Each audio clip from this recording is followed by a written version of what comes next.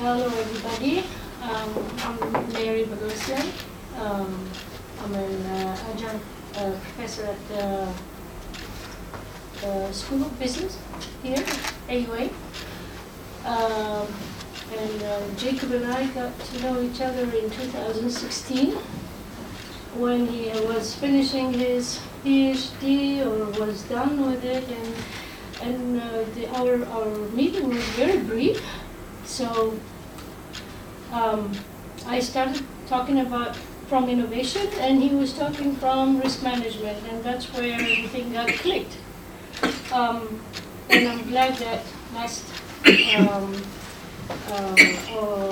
November 2018, he called me and we would put together this program for this visit, and we wanted to bring everything into more higher level. So let me read you his background. Dr. Jacob Taarup-Esbensen is a lecturer in international business, risk and business continuity at University College Copenhagen. He has 10 years of leadership experience managing large aviation networks and ground operations, including developing and applying environmental, social, and governance systems. For the past 4 years, he has been focusing on the Arctic and among other projects, been working on business development and risk management within the emerging executive industry in Greenland, other Arctic nations. I didn't know there were Arctic nations.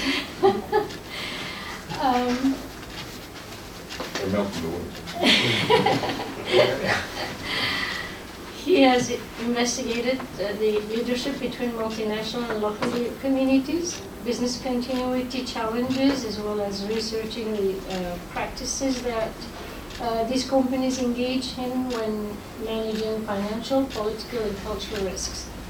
Besides presenting papers at international business conferences, public lectures, and appearances in the media, he has published in risk and international business journals.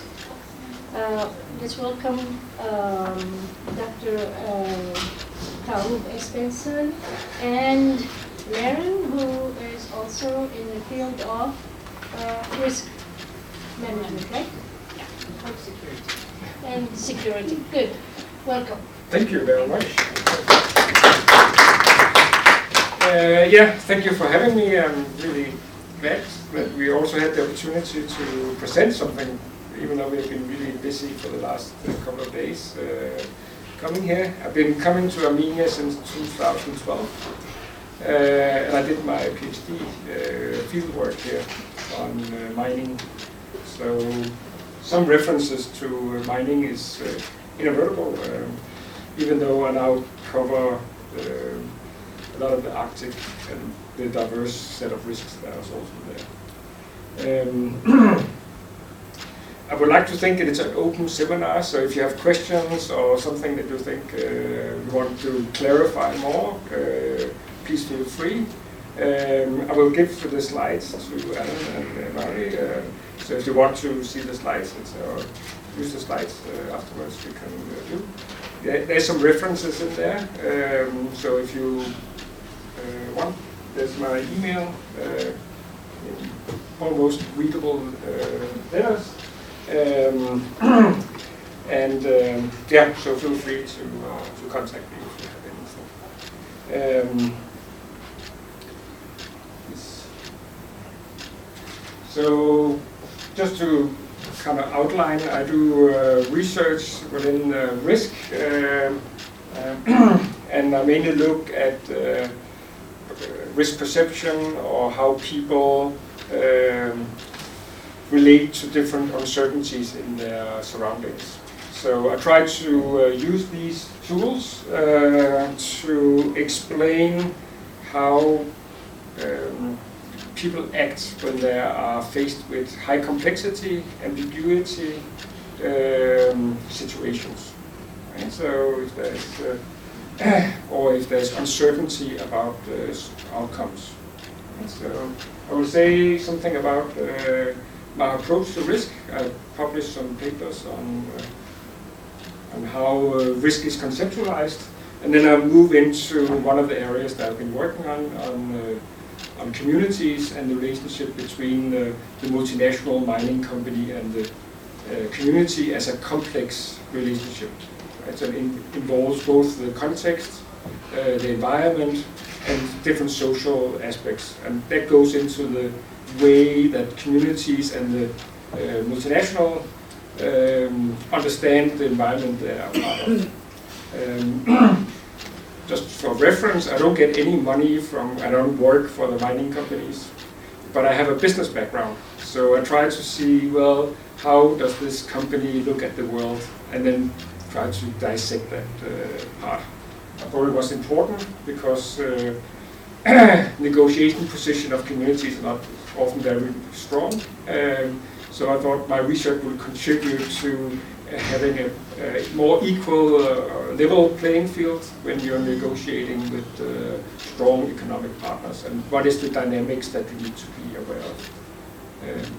So I wouldn't say it's finished work. I think there's a lot of things that we need to investigate even more. So I hope that other people will be interested in looking into risk and working with different types of perceptions of risk. So first of all, conceptualization, we'll talk about that. Business continuity, business recovery after disasters or certain events. Community resilience, how do you cope, and we'll talk about a little bit about that as well, especially in relation to mining. And the role of sense making. How do people create meaning, both as individuals but as a community as well? It means a lot to how the factual information is absorbed. So I'll say something about that. Safety system management, mainly to do with the Arctic, because it's a dangerous place to work, even though that you are not pursuing danger. And industrialization in hard-to-reach areas. So just for the business. So I was invited to talk about sustainability. I had two words I had to put into the title: sustainability, environment. And I like to have kind of this, how we call it, a challenge as to what should the talk be about. Right? Otherwise, you tend to kind of use the same record you always use. So it's a good way to kind of trick yourself into talking about some of the other aspects and maybe some of those things that are relevant to you. So I will say something about why mining, right? It's not a really, say, it's very specialized. It has a huge impact. But in terms of how the rest of society perceive mining, it's very specialized. You don't really interact with mining companies on a daily basis. They are often very remote, and when you hear about them, it's all most of the time in a very bad context or something that is wrong. So I did field work here in Armenia as well as Australia. So pictures are from field work and doing that. So it's a high-risk industry. There's a low success rate for mining projects, but high returns. Right? So a lot of capital is invested into something that has a very slim chance of actually producing a return on that investment. Right? So I would say something about the Arctic, but the successful is even lower in the 1% range. Right? So, and we still need to commit a huge amount of cash. Also, we see projects becoming bigger, big projects, large investments. So, which also means larger impact. The environmental impact is significant. changes landscape and infrastructure. You know more about this at this place than anywhere else. But there's no way of saying that mining can be sustainable in terms of environmental or social impact. It will always have a lasting impact on both social and environmental context that they are placed in. So one of the words that we use now is more responsible mining, but I haven't really seen that many responsible mines, so maybe it's something you need to look further for. When I came to Armenia, I actually looked for best practice corporate social responsibility, but I think I revised that a little bit in terms of how I saw the risks. It's an aspiration, it's not a... Yeah, exactly. It's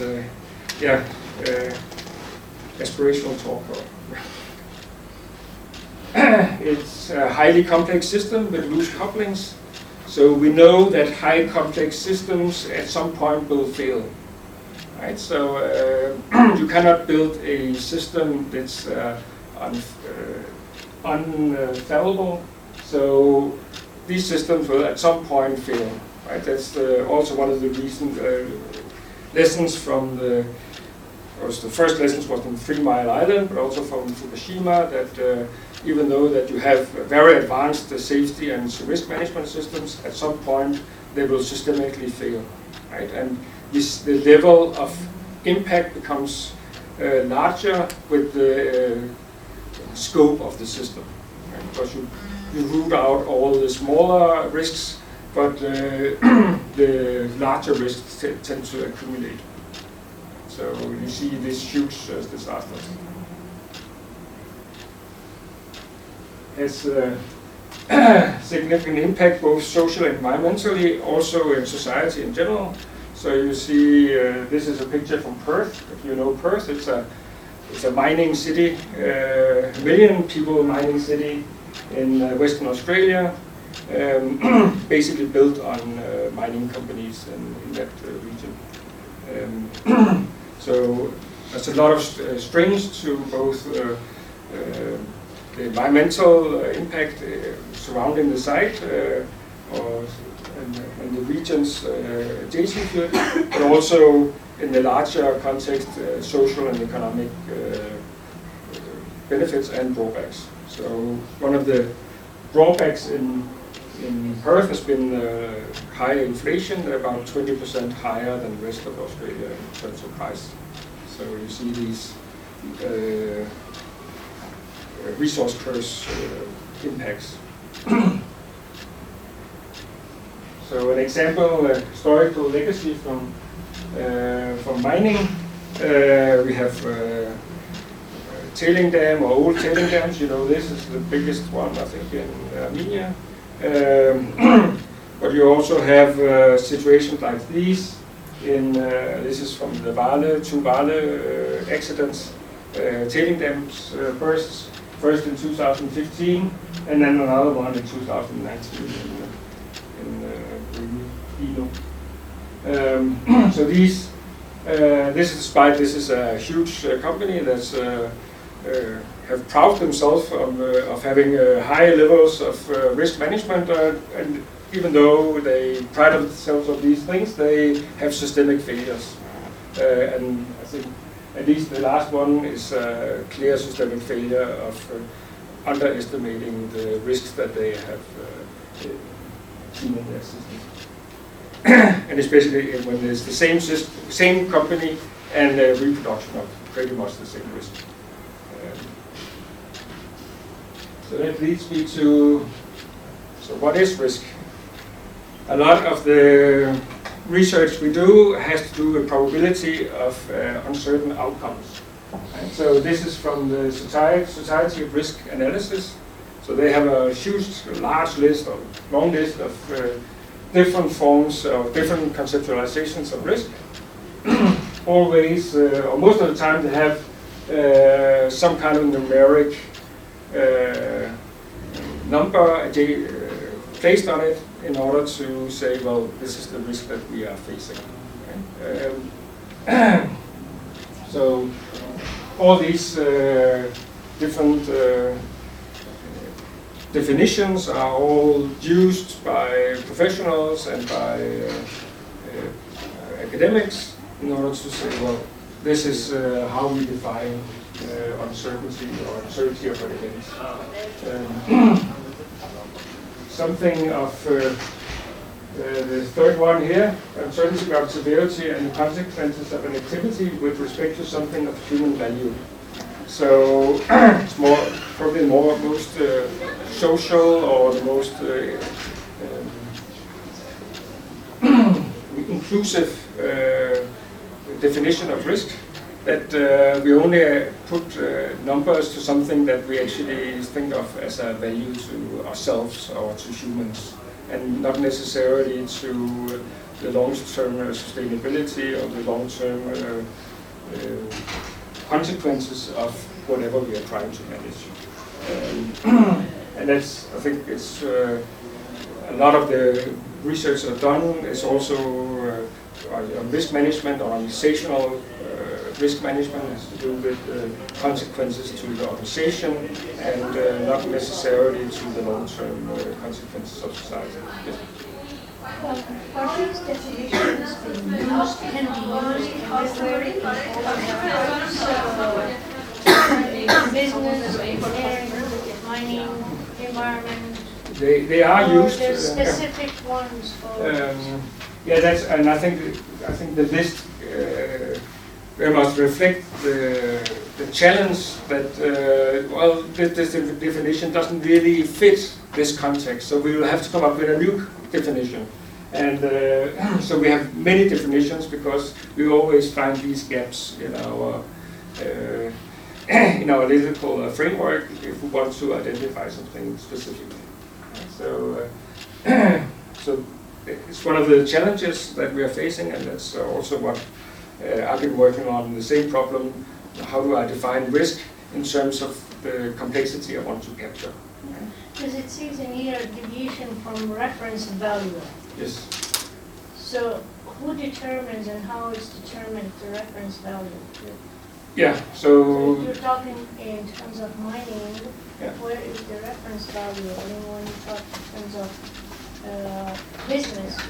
So a reference value in complex system would usually be a standard operating procedure or a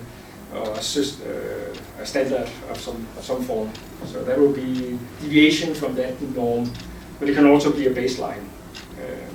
Basically, it does not say in the definition, and that's also why it becomes more difficult to use when you actually try to implement or use these definitions in practice. So, of course, I also had a go at definitions of risk. So I wrote a paper coming out this year in Journal of Risk Analysis. So I tried to come up with suggestions on how we could categorize different forms of risk. So all these definitions go to different boxes. And so here we have the techno-scientific perspective, where we place most of our risk assessments. So that's probability and impact. And we try to assign some form of number to that risk. Right? Then we have the cognitive perspective. It basically comes from behavioral economics. So the Kahneman and Tversky and these scientists. So we see risk as pre-existing in society, and it's our cognitive perspective or recognition of this risk that actually makes it real. Right? We have to perceive it as real before it actually we can act on it. And so a little bit different than how do we find out what's of human value, right? We have to recognize it as a human value. So we move a little bit in that direction. The social-cultural perspective, it comes from Beck and the idea of risk as incalculable. It's social, as it's something that is in society And how we control risk is very much to do with our position and how we are placed in society. So it really contributed to understanding, why are some groups in society impacted significantly harder than other people, right? So pollution is one of the examples I used. It can also be flooding and all these kind of major things that poor people or people with fewer resources will have a higher risk of impact than people who are able to move or protect themselves. Right? So that's really, and then the constructive perspective, where defined it as the constructed through the perceived legitimacy of information. So if you believe something to be legitimate, you also recognize it as a possible risk. Right? So, and that's why contribution, I've looked at risk as making meaning. So, and that's the analytical framework I then used to understand different forms of risk. Because I went to communities, and I thought when I came to the communities that they didn't know what risks there were, right? But they were very aware of risks. I couldn't tell them that there was something. They taught me about risk. Right? So it was not the techno-scientific or cognitive perspective that were exactly the problem here. It was something else. So how do people create meaning when they are faced with significantly uncertainty? So that's the perspective. So before I came here, I did a small experiment with my students. So I made them play a game without real money, but let them play to say, well, how do you, what option would you play of two games? Right? So you have one game, take the first one, 1 in 10 chance of winning 60 Danish kroners, or 9 in 10 of winning 40 kroners. So that's one option. Other option is 1 in 10 of winning 110 kroners, and 9 in 10 of winning 2 kroners. Right? So if you are a rational human being, we would expect you to choose option A. Right? Seem to be a much higher return. Then ask the students to evaluate each of these games. They went down the list individually, and at some point some students would think, well, now I would gamble more. Right? Even though there's a chance that I will only get 2 kroners, I might choose one of the better gambles. Right? Oh, now I did something wrong. So I had 77 results that I could use. So a small sample is just used for this seminar and next week. So these are the students' answers. This line represents the return on the gamble. Right? So the first gambles, the biggest return is of course on option A. Right? And then we move option B, you still get a positive return. Out here is the kroners you're gonna make if you are gaming or playing the game. Option 3, you are down at around 6 kroners. Option 4, around 2 kroners, or minus a couple of kroners, 6 kroners, and then you'll move down the list until you are around minus 50 kroners if you gamble. Right? You still have students who, even though that they rationally would lose money, they still gamble with the option A. Right? So these are all option A. So statistically, or if you keep on playing the game, you would lose money beyond this point. Right? But still they gamble. So I thought that was interesting from at least to illustrate one difference in human behavior that corresponds to this idea of how do people behave even though they are faced with a negative return. So this is the male population. They very much follow the trend. There's a bit more males in this sample because they are our students, so they are a bit more. They tend to choose option A, even though that they are faced with a loss. Right? They are seen as more or less risk averse than the females. It corresponds very well with all the research we do, or most of the research we're doing, that females are more risk averse than males. So the males, they tend to dominate this field, even though that we also have gamblers, male gamblers at -50 kroner. That's interesting. I think maybe they're not. Males are not rational. You look at the females, it's quite different, right? They are basically the most rational population, right?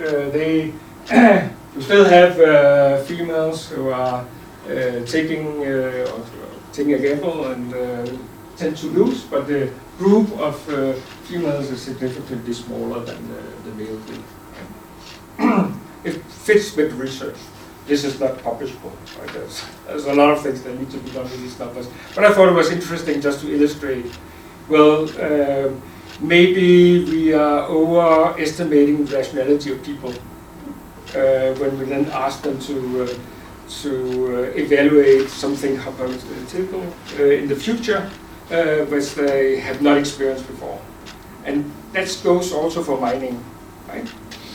You have a village, you have a greenfield project, you cannot imagine all the consequences that you are going to be impacted by in the future. But you, even though that you might have a lot of information, right? Here's the full of information about the gamble, right? It's an experiment in a laboratory, so taking that into real context, there will be differences. Right? If you play the same game with real money, people pretty much follow the same trend, even though they become a little more risk averse. Right? But the trend is the same. Yes. So, but couldn't it be that maybe people can visualize the long-term consequences? Maybe they do understand what the long-term consequences are, but the short-term return for them is so high compared to if nothing was done that they're willing to take it. So if you go in a poor area where people do not have a lot, their risk aversion will be lower simply because it makes a tremendous change right here and now in the quality of their life and of their children, of the opportunities they might have to make sure that their children can go to school, get a career. Yes. And I think it's one of the points I'm going to talk about. Yeah, but Maren hasn't heard my presentation before. No, I would just say, you will know it also. Also that they have to make the investment of their own material resources, then the calculus changes. Yeah. Because also poor people are more conservative with the resources. They can gamble less because so much depends on what they have. Yeah. And that's what I thought, well, if you are taking this gamble, there must something else than just the information you have available. There must be more on this complex system that we need to capture in order to understand a full picture of this, the risk assessment. Right? So we want to improve our ability to predict risks, both as companies from, say, my perspective of the organizational perspective, but also from the perspective of the community, that they actually have a good understanding of what they are gambling with. Right? So if you only have few resources and you are gambling with those, the impact of losing them, even though that you think it's a good gamble, might change if you had a better understanding of, or had absorbed a better understanding of the greater long-term consequences. Right? So I would say something a little bit about that. So I'll just return to something conceptual. So we know something about complex systems. They're very resilient under dynamic circumstances. Right? Mining and many other complex systems are working in contexts which are changing and can be impacted in different ways. So you go to the airport, you can have delays, or you can have new airlines coming in, you can have different forms of disturbances to your complex systems. We don't talk about disasters because that will destroy any kind of system. Right? We talk about daily disturbances that you need to handle, and we have developed this complex system which is very resilient to these kind of smaller changes in the environment. And mining is one of those. Right? You never know what's going to come up when you dig the ground, or you need to predict prices in the future for your company. Right? They are prone to failures under central control. So we know that if you try to get one center to control the whole system, it is prone to do failures, right? Because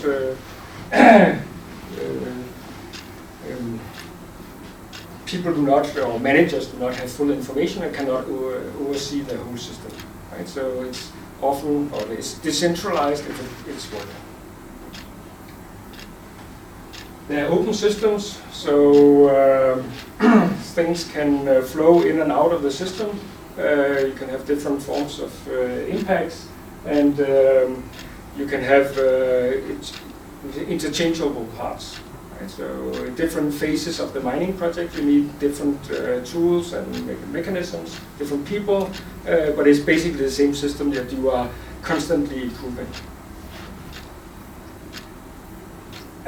It leads to repetitive patterns. So the system in itself will create repetitive results. Right? That's why we have these systems, because they produce the same, pretty much the same output, even though that it can be impacted in different ways from the outside. So it's resilient. It includes feedback loops. If you work with these kind of systems, you have these continuous improvement systems. How do we learn the system? And and they are really good at absorbing new knowledge and constantly improving in small incremental steps its own function. So some lessons from the failures of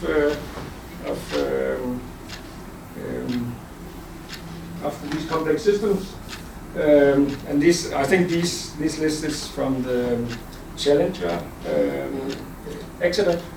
So there's drift towards failure when there's conflicts in goal setting. So if you have different goals within the system, they will come at some point in conflict with each other, and then it will lead to some kind of systemic failure. Right? We don't know much about the Greenfield house, but it could be that kind of problem that we're facing, that there's conflicting goals. So you have economics of firefighting, but you also have obligation to do house inspections, right? So you don't cover your whole house in flammable material.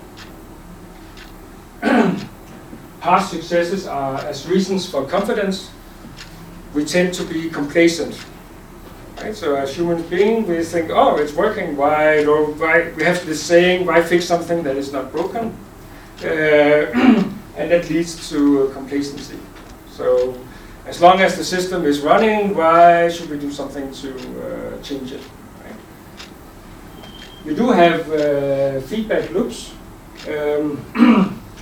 but when we have things that are working, we tend to use them less. Right? So we don't try to ask difficult questions if they're not, if there's no problem. We can experience the fragmented. We tend to focus on small problems within the system, and then we don't solve the whole system. Okay? So we'll return to that problem in a little bit. We tend to stick to our hypothesis. So if we have a picture of how things are working, we tend to stick to that hypothesis. And even though that we see evidence to the contrary. Right? A lot of the safety reporting and the evaluation after disasters or different kinds of failures has to do with not that the evidence was not there, but that we did not take it into account. Right? Read these accident reports. A lot of it to do with we knew what we were doing, but we tend to ignore it if we believe the system is working. It has to do with breakdowns of boundaries between organizational units. So if you are just managing risks within your own unit, you tend to produce higher uncertainty to your suppliers or customers from the output that you're producing, right? Because you are optimizing your own processes constantly, right? Not necessarily the whole system. So, so I looked into community systems, community risk, as a complex system where legitimacy of information is questioned. So I went, interviewed a lot of community members, both here in Armenia and Australia, and now also in the Arctic. It's good to know that communities have something in common, at least from this perspective. So it's all communities adjacent to or having mining projects in their area or region.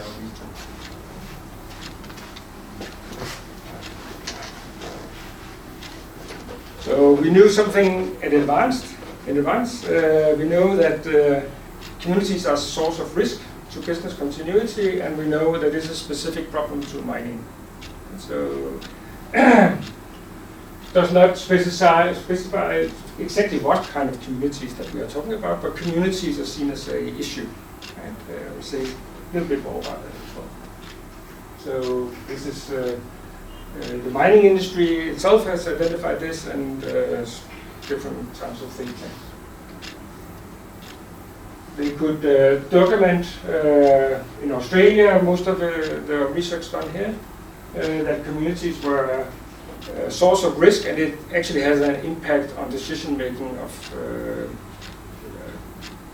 corporate operational decision makers or managers. Also has something to do with the institutional environment, of course, legislation and all these things, which is specific, of course, to Australia.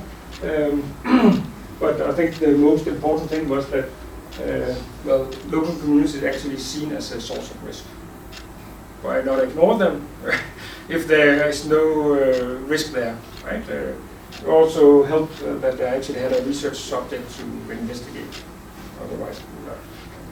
So I did field work, empirical evidence, working with local communities and talking to mining managers, and no matter where I went, local communities came up as a stakeholder, either in the form of somebody that they were working with, or something that was difficult to handle.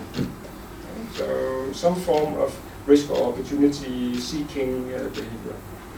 If I could just ask a question. I think it seems like the perspective from business, of course, local community is a source of risk. From the perspective of local community, business is a source of risk. So it's maybe in those conditions that you get dialogue is possible to have. Yeah. So if one side doesn't see a risk, they may not even engage in the process. Right? Yeah, exactly. And that's why would you talk to local communities if they were not relevant, right? Business is about talking to the people who are actually, or the different stakeholders in order to manage your environment, or at least have some kind of idea about what is your possibilities to actually conduct business. And from the community side, the impact is obvious that they want to engage with business. It could be opportunity seeking in forms of jobs or creating of infrastructure or these kind of things, but it can also be that pollution that they want to prevent. Or yeah, exactly, and it could also be that in the downside that they want to make sure that certain standards are upheld and what kind of governance system they actually have to implement in order to do this. Right? But if risk is associated with return, why would the local communities object and become the risk element in mining? Isn't their return going to be higher? To the community's return. So there's a factor of engagement there. Yeah, that's one of the reasons why. Between the risk and the return, there is the engagement factor. Communities could lose if they don't If they don't manage their engage. risks. Yeah. Right. So it's not only we say, of course, the mining company will come and say there's certain economic benefits, and there could also be some social or cultural benefits of having a mine in the areas. There's a lot of investments going into the area. So in that calculation, you could say there's a lot of upside risks or opportunities for the community. But I haven't met a community member yet that didn't know that there was downside risks to having a mine close to them. Right? They might not have full information about all the kind of impacts, but they certainly were interested in the ability to carry on normal life. And some of the communities that were heavily impacted by mining would like to know about how do we mitigate some of the impacts that we're already faced with in different ways. So there's certainly both upside and downside risks to mining. So I defined community risk as the change that organizational activities, in this case mining, prompt communities to regard the mining company as legitimate and investigate a response that jeopardized continued business. And so basically the chance that they will revolt against you. Because that's the real tangible consequence. Right? Very few communities actually get to that level, and because the risks, and I will show that, exactly managed before they actually go to that stage where communities do not see any other option than take to the streets or block roads. So you can have a lot of communities that are at risk that is not revolting, right? Even though they have identified that such. So, but I tried to find out, well, how do you manage these communities? So I looked at the mining company, the institutional environment that these mining companies are working in, and the local community as a source of legitimacy. The community itself does not have resources, as Alan just said. On paper, they do not, in their calculation, pose much of a threat, right? But they're still identified as a key stakeholder. So why is that, right? So what could prompt the mining company to think of local communities as a unique source of risk? So what I did was I looked at not only one type of risk, or one type of community, but two types. So I look at the local communities and communities of place. So these are communities that are directly impacted by the mining company and directly threatened by the both short-term and long-term consequences. Right? All opportunities. And then at the NGOs or communities of interest, people outside, in this case maybe from Yerevan, that has a interest in mining, typically environmental or social impacts that they saw as the long-term consequences. Right? If you don't do anything in the start, the mining company will start their project, and it's very difficult to do something about it. A project that's already mature. I think we see that in Amritsar. The chances of really do tangible changes to the project at that stage is very small. So communities. So the argument was that the NGOs need the legitimacy of local communities in order to actually put pressure on the company. Right? Often the NGOs are the spokespeople for the local community who are saying their cause, or saying what they be the voice of the community. So what the companies do in order to mitigate this is by doing investments into the institutional environment of the local community.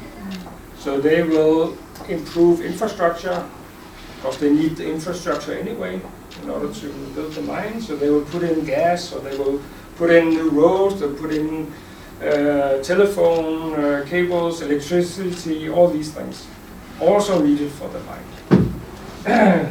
They can do educational activities, can be directly linked to the company itself through scholarships, geology scholarships to Russia in case of Armenia. It could also be people go to mining school. It ensures that there is a continuous flow of labor to the mine, and it's quality or high quality labor that we actually produce. And then it has to do with social and cultural, might be the minor part of it, but as I think the church I showed is built by the Tibet mining company, what they're called now, I don't know. But it's one of the initiatives that these companies take in order to show the community that we actually produce something real for you.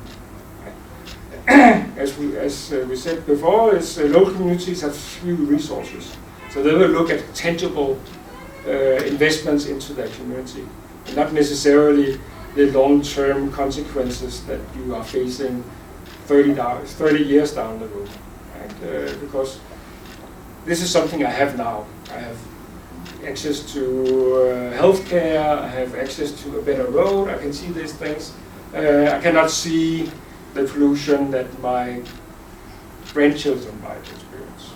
So, is this part of the risk mitigation that the mining industry do to the local communities to manage risk?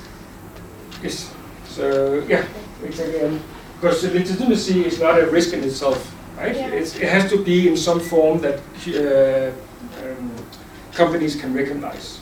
So there's 3 different forms of risks that we are looking at. So there's political risk, that it loses legitimacy with political actors. So the community itself says, or the NGOs together with the community put pressure on the government in order to change or to make the government enforce existing legislation. So, and that can affect the company in terms of licensing.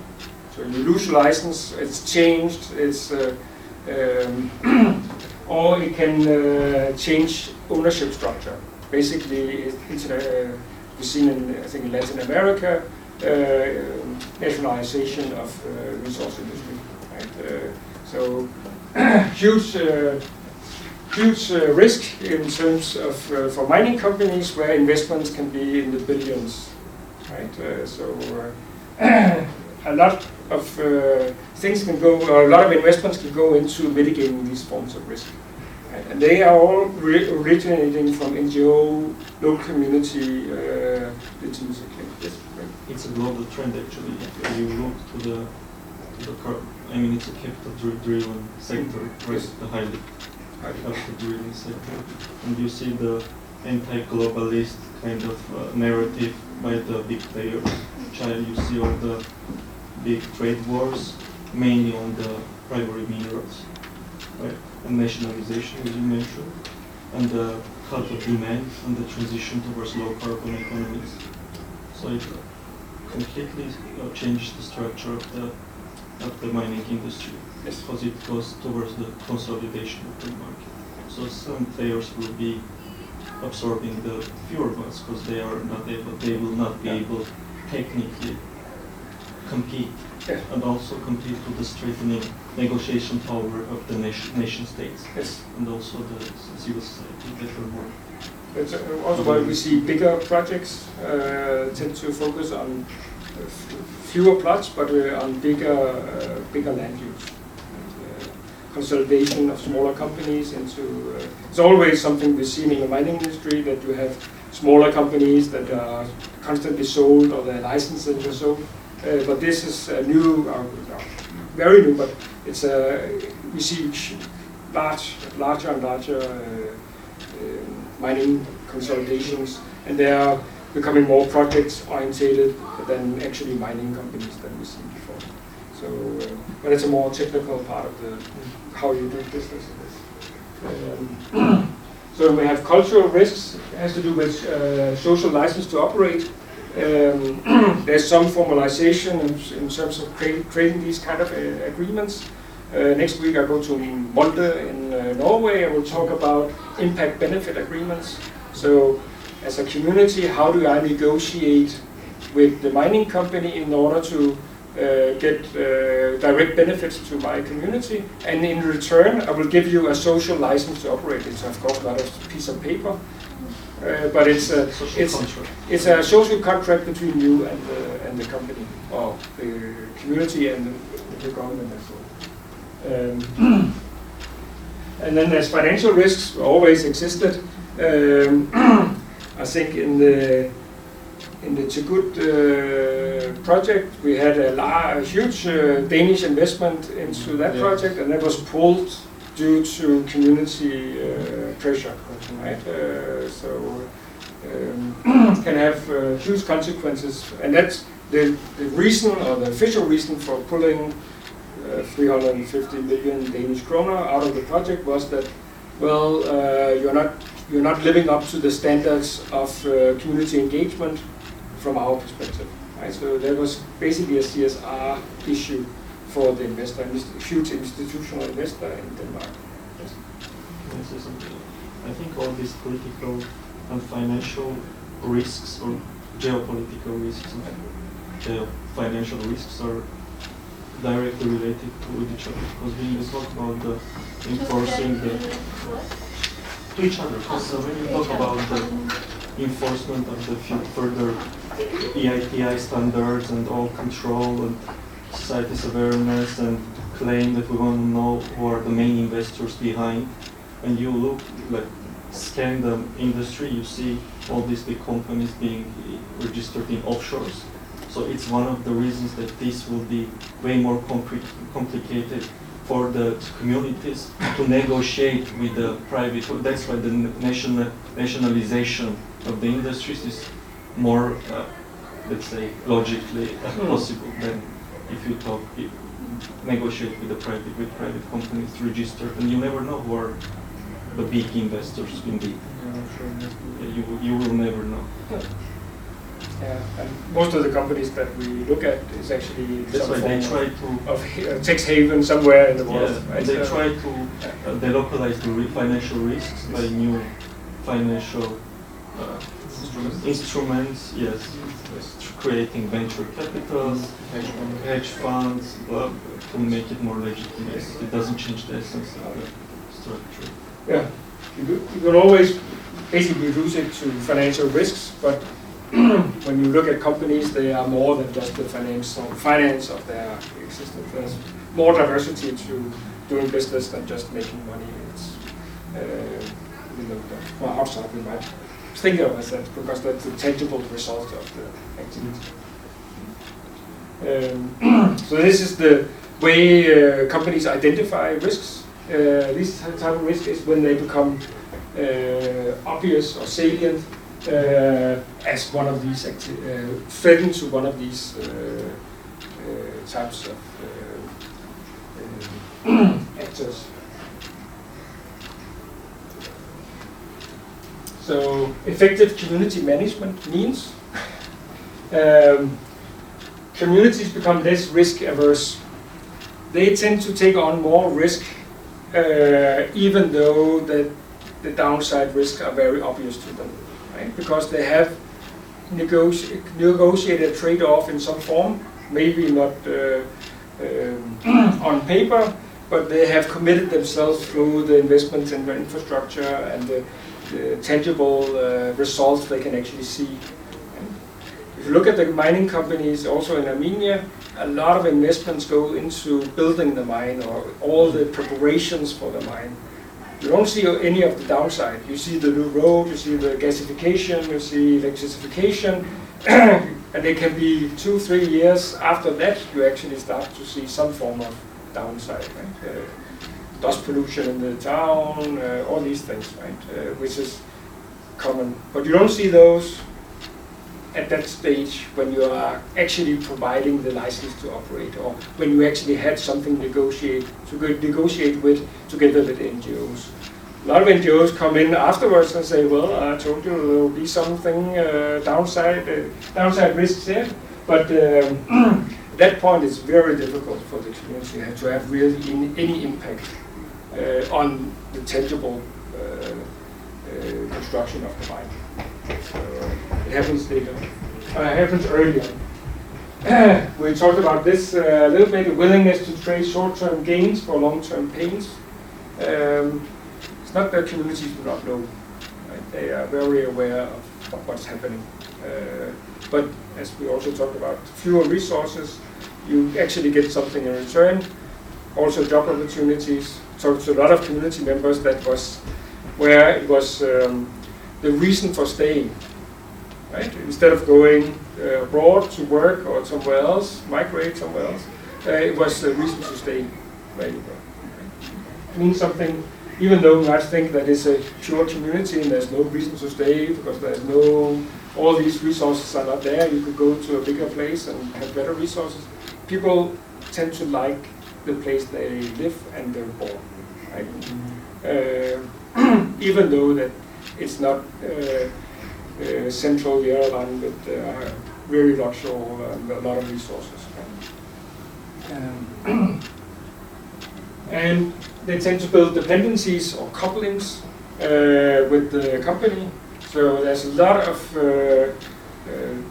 loose couplings in terms of reliances and on company activities. Mining, even though you might not be a mining community from the start, you become a mining community, right? Your work is there, the livelihood or the long-term survival of the community becomes linked to the project, right? Even though there might have been a city there already. There's of course in Australia, many of these cities are only mining cities. They only existed because of the mine. They were only constructed. But in places like Armenia, most of the cities are already pre-existing. And they become mining cities. Some of, no, like Kajara, it was a mining city. Okay. Yes. So, but you see both. And they live with the consequences also in Kajara. Okay. You are not too tired, I hope. I'm talking a lot. It's okay, and it's nice to have also. What about you? Yeah.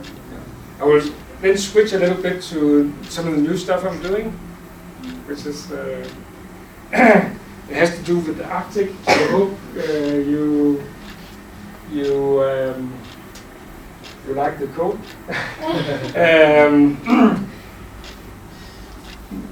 Greenland is my research field, and I've been doing research there or on the topic of Greenlandic industrialization for the last 2.5 years. So I do that through the University of the Arctic. So that's a university that covers basically 200 institutions within the Arctic, and we do research together because the resources are few in the Arctic. So we have to pool our knowledge about different impacts. So mining and extractives in general is a big issue in especially Canada and in Alaska. And cruise tourism is another huge area that we work with. So just to keep that in mind, it's not so developed as you see here. So this is the picture from this project, but there's quite a lot of projects being planned in Greenland. Right now, there's only 2 existing mines in Greenland. It's about 120 employees in total of these 2 mines. So it's not even close to being a mining country. But the aspirations from southern to all northern part is to have large-scale mining, as you have here, to also exist in Greenland. So what they're looking for is gold, it's copper, it's titanium, and it's rare earth minerals. And they believe that they will be the second biggest supplier of rare earth next to China, right, which has about 80% of the market as well. Right? So huge aspirations, but very little in terms of real mines. Right? So I wrote a paper on why is there no mining in Greenland, and what can the Greenlandic people do in order to make themselves more resilient when these mining projects become real. Right? So I wrote about political risk in Greenland. It has to do with different forms. So we talked a little bit about the consequences of political risk. And there's many different forms of political risks that also exist in Greenland. So they have changed their legislation 5 times since 2009, and now they're thinking about changing it again. Right? So a lot of different ways of engaging with the Greenlandic political system has produced a lot of changes into their legislation. Right? You might think you have could develop the legislation even more. You have to think about Greenland as a virgin country when it comes to mining. There's been mining there for hundreds of years. Very small, but mainly managed by the colonial power, Denmark, who have extracted minerals and taken them to Copenhagen and made all the money. Right? So now they have self-ownership over the minerals, so now they're building legislation. Right? And even though they're doing that, mining companies do not seem to emerge as real projects. It's all on paper. So what they're talking about now is to loosen the legislation. Now they tighten the legislation a lot, and now they're talking about loosening up the legislation in order to attract investments. So what I looked at was why are the companies not politically legitimate? Why not getting their licensing to do exploitation?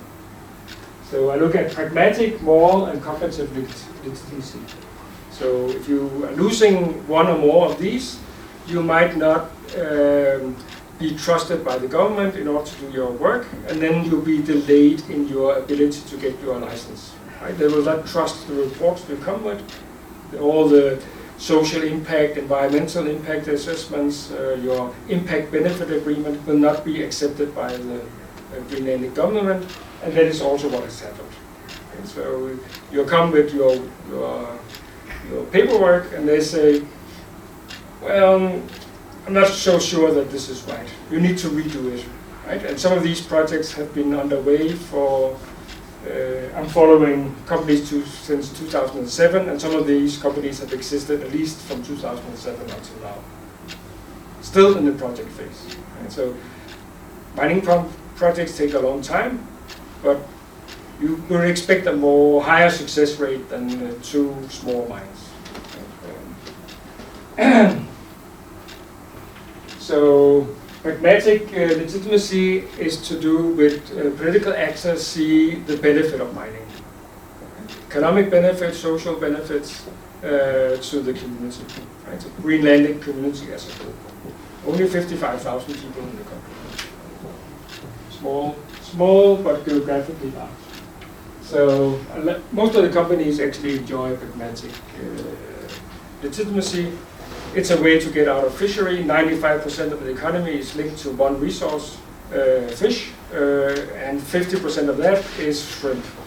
Right? We know that they know that there's changes to the climate. Means fish will go different places, or some will not exist there anymore. So they know they need to diversify their economy. Mining is seen as a way. It's also seen as a way to gain independence from Denmark. Denmark subsidizes Greenlandic society by 4 billion Danish kroner every year, including the judicial system, and they see mining as a way to get out of that trap. Right? So very legitimate claim as a small Arctic nation, even though I'm not Danish. Then there's moral legitimacy, the right thing to do. A lot of companies are not perceived as doing the right thing. It's to do with Greenlandic consensus or Inuit consensus culture. You do not make an agreement from one person to another, as we used to in a business context. It's the community as a whole who needs to take a decision on what the community will accept. Right? It takes a long time. It can take 10 years for the community to make up their mind, so to speak, from a business perspective. What should we do as a community? Should we accept this? The legislation and the way mining companies work does not leave room for that kind of thinking that, well, there's a negotiation between the community and the mining company, but also a negotiation within the community. And that process has to run. Right? So a lot of companies are perceived as pushing too hard. Right? They're not culturally accepted after a while if they do it too often, right? Or too many times. They do all these advanced community engagement programs, all these things, but they miss that the community as a whole is also negotiating with itself. And then there's cognitive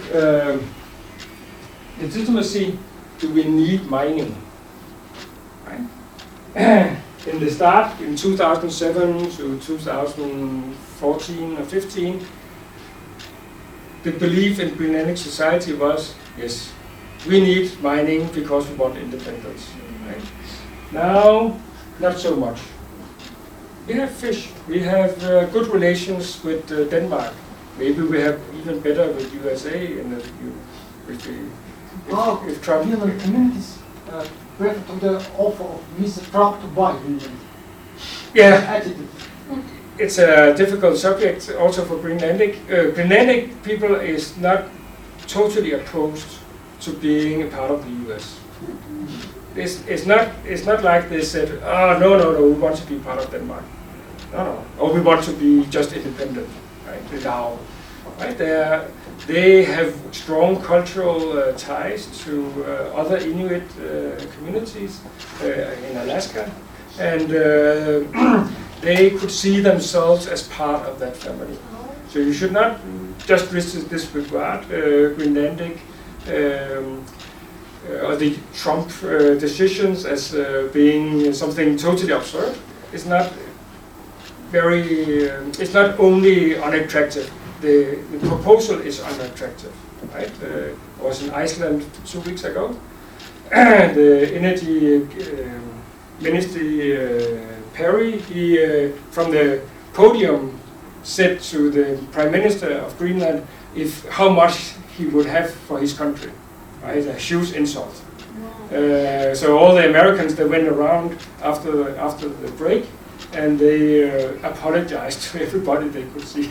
So it's more the form, but the idea of if you get 4 billion Danish kroners from USA, maybe it's not so bad an idea. Right? We're also geographically closer to US. Right? Maybe we get better logistics, we get better infrastructure. There's a lot of things. Right? Americans can do a lot. They have much more resources than Denmark has, so they would be able to. Yeah. They already have a huge military base in Greenland, which offers employment to a lot of people. It's a new project. They just set up. No, it's an old military base. Cool. Yeah. But it becomes like Hong Kong and British colony then for 99 years give us a lease and then we go out and then how much you want for that? Yeah. We sold some of our colonies in the 1800s to the US for $1 million US dollars. So what is 1 million? Yeah, 1 million. Yeah, it's a different time. We don't sell anybody anymore. I think that's maybe the biggest insult, that you had the idea that you could buy another country. Yeah. So, Why people really? Yeah. What That's about the the insult. relation to Russia? Because Alaska is connected to Russia also on the top. yeah, How do you feel about from a Inuit perspective, I do not know. I would not claim that I knew. But there's cultural ties. There's a lot of cultural similarities, and to some degree, language? Inuit people understand each other language-wise, which means a lot. So there's different dialects if you go across Canada and to Alaska, but there's a lot of cultural similarities in terms of music and expression, different forms. But are there like Danish governmental ties so that even Greenland decides there is not that the Danish government need to have a veto power or something, that they will have their voice in the transaction? Foreign policies that Exactly. Yeah. Exactly. Yeah, we manage the foreign affairs, And defense. and security. We only have these two areas we still have. So basically, my finding was that enjoying pragmatic companies, legitimacy, the companies are still struggling with the two other forms of legitimacy, both war and conflict. And that if they are able to identify these signs, they could actually be more proactive in understanding the context they are part of, and maybe avoid these traps or these risks of political actors not accepting the project, even though it's pragmatically it's the best way for the community to go.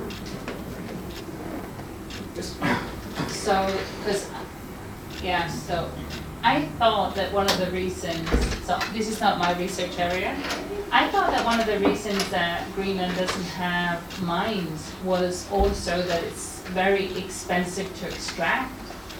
So now with climate change, global warming, Iceland, Greenland and other Arctic countries are melting parts of the, so I thought, okay, so it's going to get cheaper. So I was not aware that the reason is actually that they don't get the license, but that is the reason. I think it's both. Okay. This was an attempt to say, well, of course there's a financial reality, but it does not.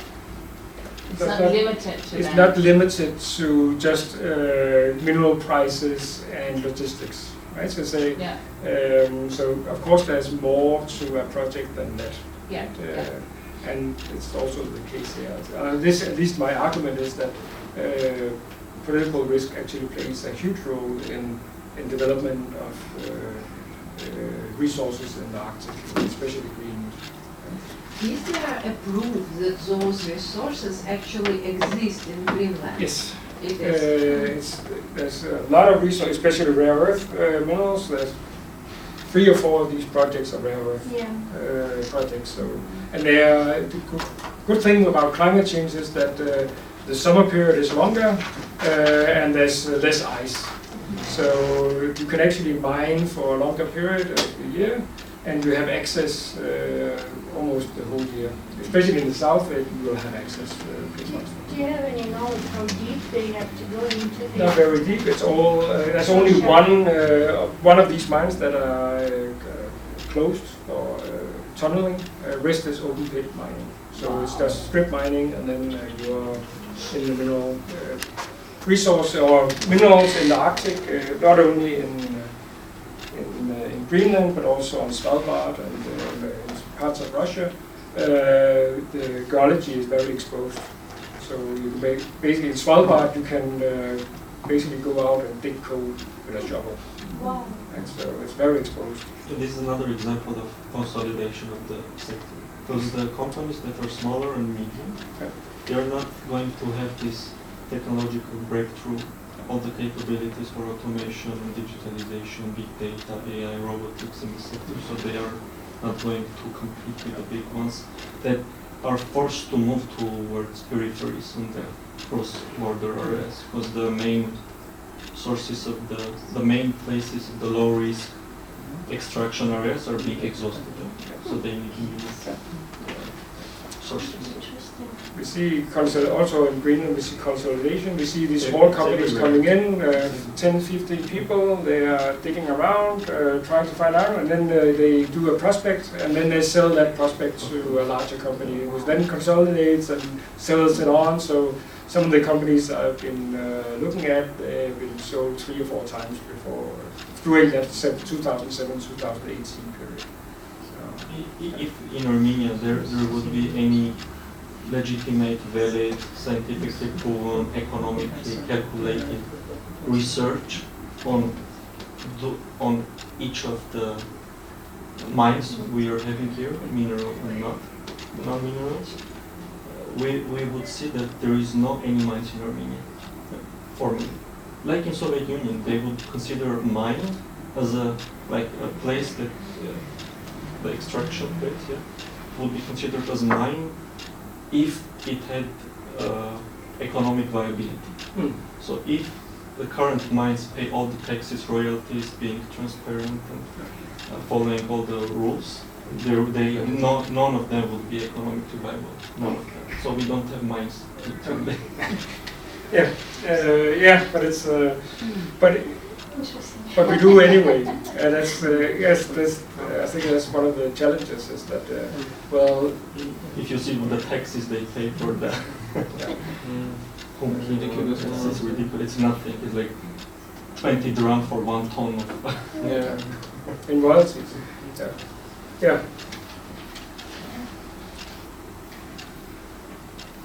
Thank you.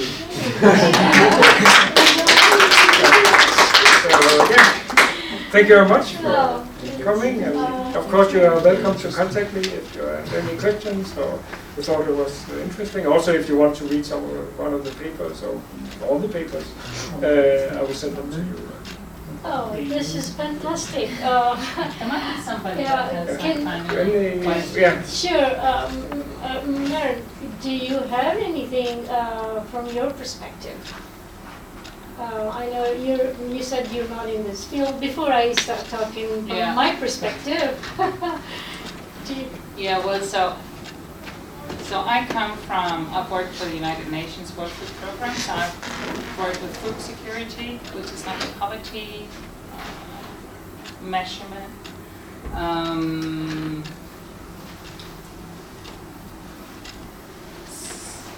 I worked in that area for 10 years in Central America, moved back to Denmark. In Central America, what I did is called risk management. I got a job in risk management in Denmark. It was lengthy discussions, got employed, moved to Denmark, started my new job, and it turned out we had completely different conceptions and understandings of what risk management was.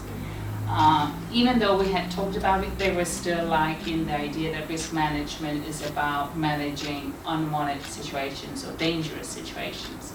Where I saw risk management as trying to understand what are the different risks present to the people in a given area. And those risks can be mining, they can be natural hazards, they can be inequality, lack of infrastructure, physical or social infrastructure, etc.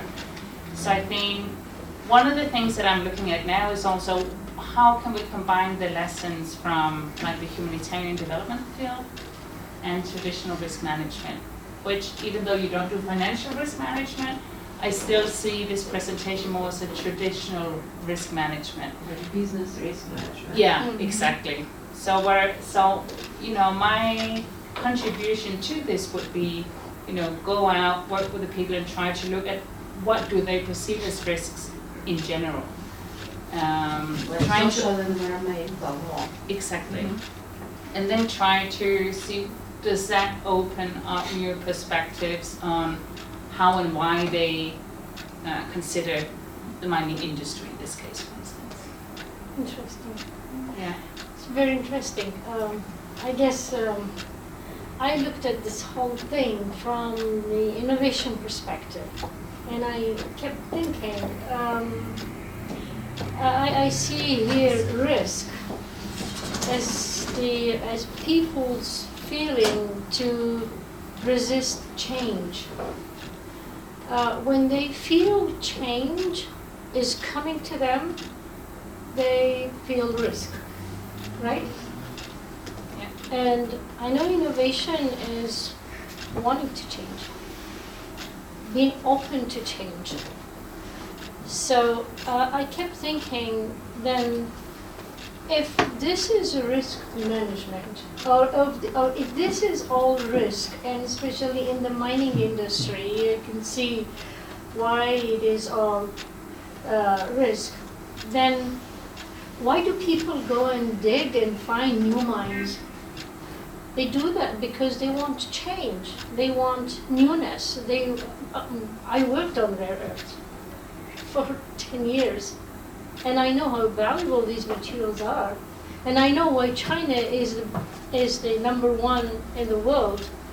So people going to Arctic, to Greenland and digging for new source of rare earth material, it's really amazing how, I don't know whether this is related to humans, perhaps the nature of human being is to be able to explore, which is innovation, go for newness, and then at the same time feeling the fear of resisting newness. And that's where the risk comes in. Mm-hmm.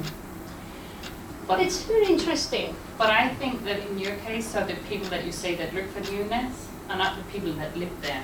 So that is also interesting. So it is, so for instance, in Greenland, lots of the areas where mines will, according to plan, will be opened, the people that live in the area don't necessarily want change. They are not looking for newness, but outcomers are. It's a matter of perspective, more or less. Yeah. If you anything that is uncertain or unknown is a risk. If you see a community, But the same thing with innovation. It's Sure. uncertainty and exactly in any sector of life. yeah. If you see another young woman coming and replacing you, it's a risk for you. Yeah. But you can see also opportunity like other communities see and try to adjust Yeah. to their vision. So it depends of the perspective how the community see it.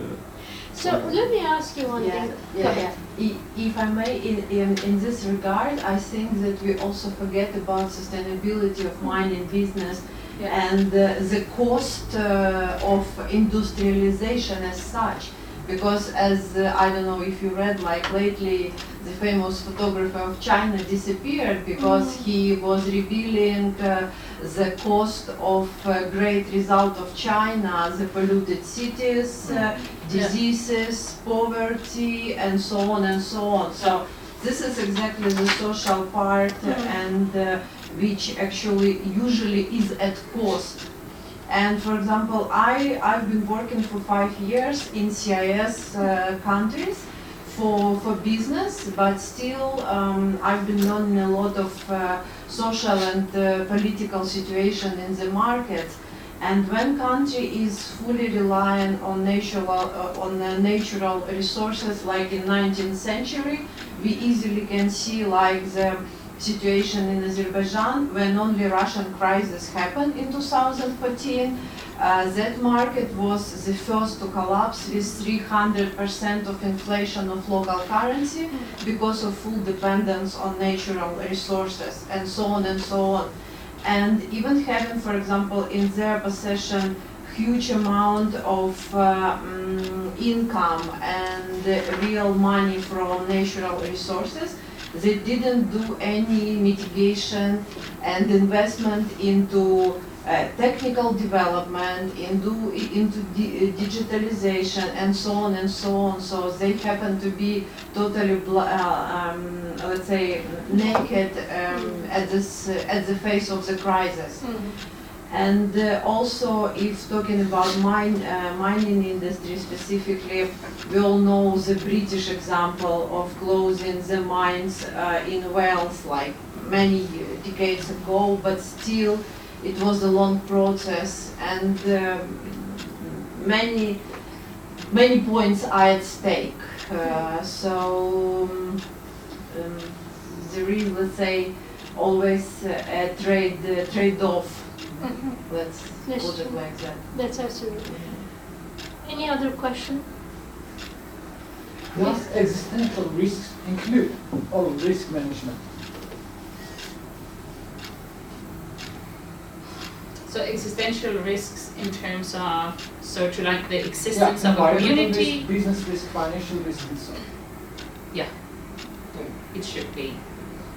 And I think modern risk management takes it into account, but I think modern risk management is still mainly a textbook exercise and something we teach in universities. It is more difficult to get it rolled out and implemented in business. And in every case, you calculate the existential risks, the business, environmental risks of mining, of oil exploitation, for example, the replenish of the rare metals in the offering, and so on. I think we'll include it as a sense of belonging. So if you destroy your sense of place, then you might also, or you will destroy your sense of belonging. And it's the place that you knew does not exist anymore. Right? And a lot of the conflicts has to do with existential questions. Right? It has to do with the sense of connection with the land. It's not only for indigenous people, but for everybody. It's about the place you knew, how it existed, the people were there. If you go for a long time somewhere else and you return to your village, your sense of place has changed. Right? It's not the same place as when you went. Right? But these changes, this will happen to anybody. But this is the destruction of your sense of your place, and therefore also the fastest destruction of your sense of existence. Right?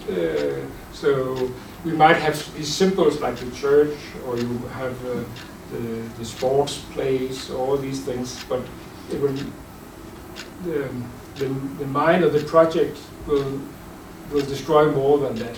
It will destroy something within the people, right? They will become the mining community rather than the Kajaran. Right? They become Kajaran, the mining community, rather than Kajaran, the city with culture, with connections to the land, with many other things. Right? When we talk about Kajaran, we talk about the mine, right? Not necessarily the people there.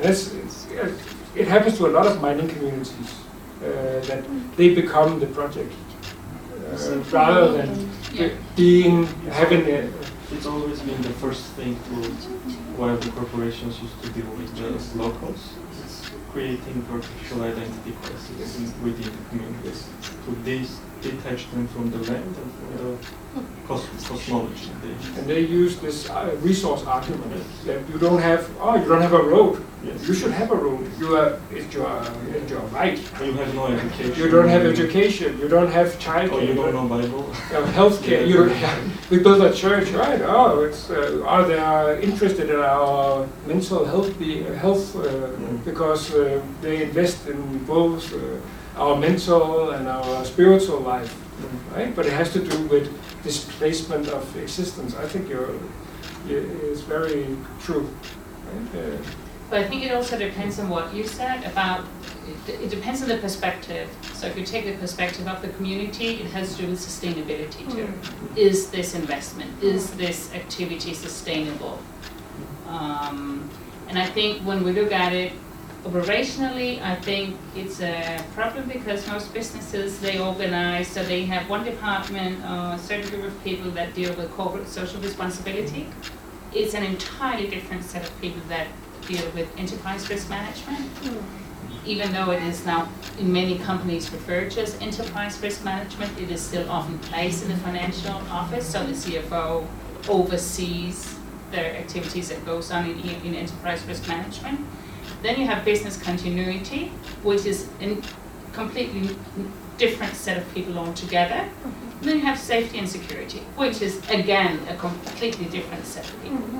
So I think that when you look at how you manage risk in a company, whether it is privatizable risks, is it risks that you can actually insure yourself against as a company, or is it public or global risks that are without the reach of the company to control?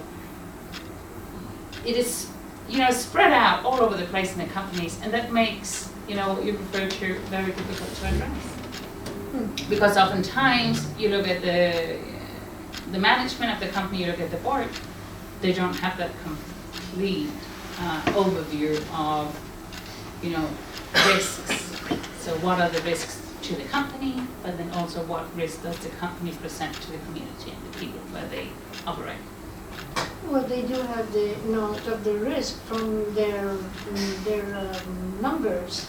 Right, but there's not like a holistic analysis. So they see different, silos represented, I think. Nobody makes that general. That's correct. But your holistic will be totally different from the holistic of the local community because they might not need this holistic approach at exactly. all. When I used to work with, FUNAI, right? Yeah. FUNAI Yeah. and UCDB, we worked with indigenous communities in Amazon basin. But what was the problem there? That there are different methods to enter into the communities. But whatever is, as I told you, uncertain, anything that is touching their cosmologies creates resistance, immediate resistance. So what they try to do, or the corporations with the different movements, NGOs, try to step in with the church, actually. Because what is the cosmology of the locals is the nature, we are part of the nature, and nature, it's a nature-centered cosmology. When they start to, from the 19th century, 18th, 19th century, turn those people into religious groups, spreading Bibles with missionaries. So what was the Bible in their understanding? It was a human-centered cosmology. So if it is a human-centered cosmology, it immediately contradicts with the identity of the local communities. So whatever is good for people, then it is legitimate. So if you have to destroy the forest because you will get wood and electricity or energy, any education later, send your kids to anywhere like in the world, to Europe to study. So it's good for you, for your society, because your kid will come back from Spain and make you happy one day, for the community or help the community. So it's the first step, first level when the communities accepted that they lost. It was the fact that they accepted that the other counterpart is superior when they lost the game. Because previously they were superior. They used to think they are creature of nature, they are the defendant of the forest. Wherever is the forest is their home, so they protect. So they lost and they started to the most, whatever I've seen, and we've been in a lot of troubles in this research works, the main defenders of the corporate interest were the people from indigenous communities that were already appropriated. So they would give up, saying, within the community, mainly the elders, why would we need to fish, do all this stupid stuff if there is another world which is more comfortable with access to anything we never heard of? Then one would give up, and the second would give up, and the third would give up, fourth would give up, and they would be appropriated, being given salaries, good education, healthcare, school, public schools, protection by the church, etc. But those are the people who knew their own communities the best. That's what exactly I said. I'm referring to when people change, when people move, when people go, why do I have to fish and walk every day to my workplace, whereas, and live in dust and dirt.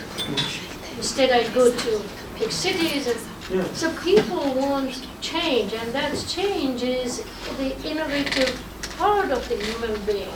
And that's the innovative part of the mindset of human beings. That's what I argued with, because I don't think people need this kind of change. And we cannot force them to accept that they need change. We need change, because we've been growing in this kind of environment. But you cannot force those communities to change because we don't think they are educated enough or integrated enough, and but they need to change you, because there is innovation. We have to persuade them. No, but how do you decide that? You have You talk with no, them. but why I want one of the communities, if I want a change, I realize that change. I have met youth from the villagers. They said, I'm no less than anyone in Europe or US or Russia. In my thinking and in my mind, why do I have to live in this messy life where I see my mothers washing stuff with their hand and cleaning every day, and we have no water, we have no sanitation. Because they are already being injected with the bad cells. Because the ones that are isolated more or less, or have very little interaction with the outside world, they don't think the same way. They don't have the words we use, they don't have the institutions we have, they don't have the word family, because everyone is family, they don't have words. I mean, their language, their very small societal behavior explains their cosmology. They don't have the word mother, father, brother. You can eat in with one family and then move to another family, sleep there, and then it's a very big, strong social capital that we will never have again. Thank you. Bye. And then we go enter to these communities and say, oh, you know what is this? This is called book. You know from what material it is made? Oh, this one that you're surrounded. And wow, really, it's possible? And we think we teach them something.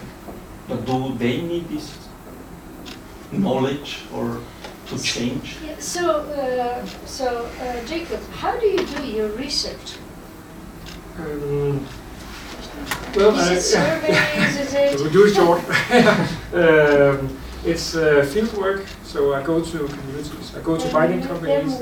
I talk to them, which is tend to be the good way to engage with people. I live there, or I try to live there for some period of time. I try to understand these patterns. Right? So I have a very deductive approach. I have a analytical framework, and I put that on the community, right? The company. I say, well, is these the mechanisms that we are looking for? So it's very qualitative with quantitative input from whatever resources that are available. There's not that many quantitative work done in Greenland. I'm investigating something that doesn't exist. There is no mining industry, right? So you are looking at patterns that will lead in certain directions. So what happens when the fish is gone? Right? What will we live off? And that so that kind of narratives I'm looking for. So yeah. So yeah, just very quickly.